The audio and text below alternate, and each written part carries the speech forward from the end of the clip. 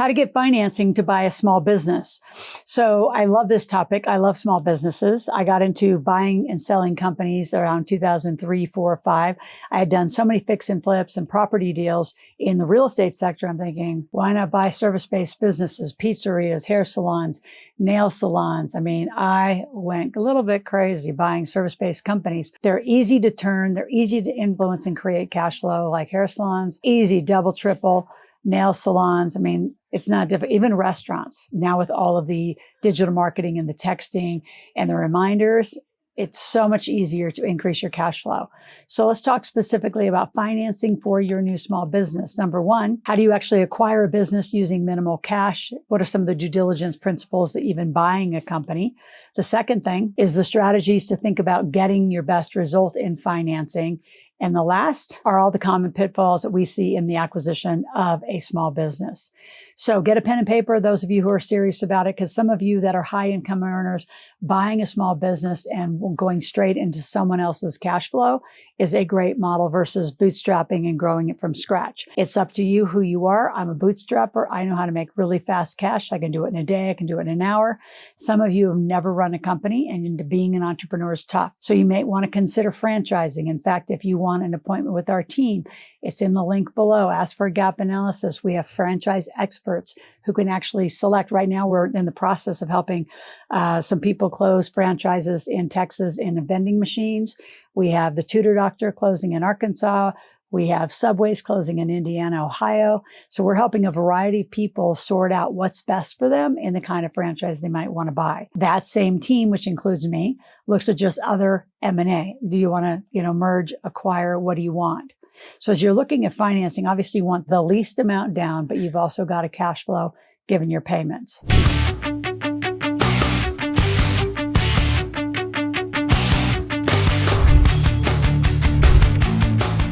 If you can, leverage some seller financing. It's better for them. It's better for you in the tax category. So if you just came in a lump sum and bought them out, they'll pay the most tax. If you pay them out over 3 to 5 years, which also allows you to get in, and it's more of a little bit of a convertible performance to see if everything is what it was when you actually agreed to buy it, and have some negotiating points in those contracts. When you buy a company, I can tell you, you better have the right contracts lawyer on your side, structure, corporate structure. Sometimes you just buy the business. Sometimes you buy the entity with the business in it and the whole corporate structure.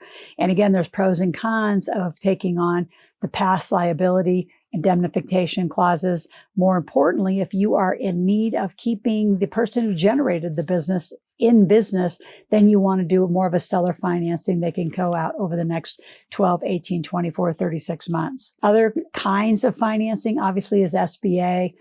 Traditional financing. If you have good credit, we could get you anywhere between $100,000 to $150,000. You could buy some franchising, especially vending businesses aren't expensive to buy. You could buy them, but the reason it's a franchise because you're buying some great locations that are already cash flowing. The last point that I want to talk about on how to finance a small business is, I'm going to call it your friends and family capital raise. If you're in a job, again, you could probably borrow up to $50,000 from your 401k to use that money as a down payment. You could also borrow from other people that have a 401k and are tired of tiny little returns and want a convertible note or some sort of note, pay them 8, 10, 12% for that money.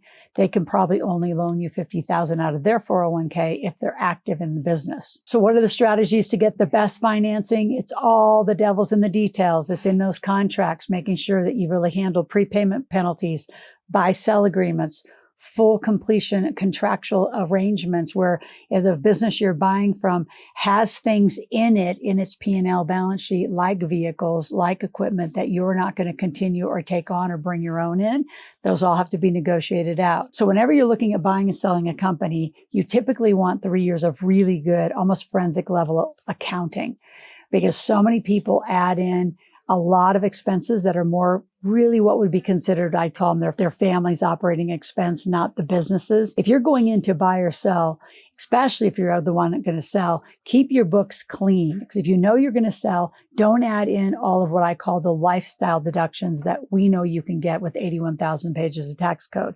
You want to just keep it a clean business that's easy to look at, easy to audit in and out. And if you actually are taking cash from the businesses, I've seen this in a lot of restaurant situations, obviously the marijuana business, you've got to report it. You've got to report true incomes or off balance sheet incomes and off cash flow incomes of how much did they really take home, and is that available?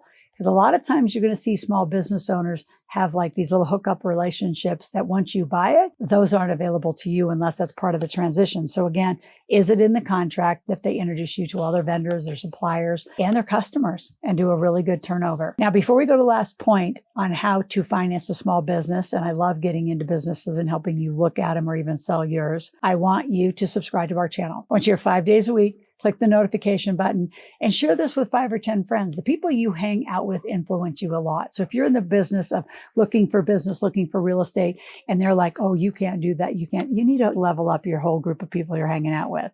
You don't want to do this alone. I have had mentors since I was 17 years old. That was just a minute ago. And you need somebody to guide you. If you've never done this, why would you risk doing it for your first time alone without experts? I have bought and sold over 100 companies, done over 1,000 real estate deals. I've done a lot in my career, and it's time for you to pick up and do some.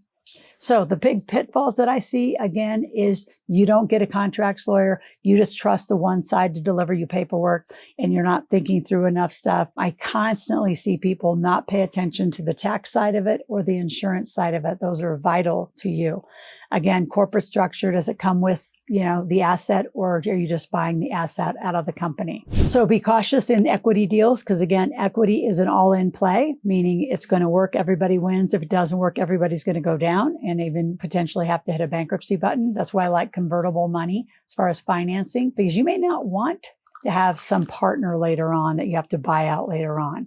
And control the entire asset on the buy, meaning the mailbox keys, the URLs, every piece of asset, you need administrative controls. All that is part of the devil. Like I said, the devil's in the details of those contracts of what's turned over to you. I've seen it more in real estate companies than anywhere else, where people are delivering their rent checks to mailboxes and the keys weren't turned over, and you started your own new mailbox and you've got rent checks from before. So make sure you button up every piece of this asset, cash flow, balance sheet, income statement that you can as you go into buy and finance. If you have any questions, go to askloral.com. ASKLORAL. You can also just call our office, get a gap analysis, say, I want Loral and her team to help me finance and buy a company and get in the franchise business. We're here all the time to help you be successful.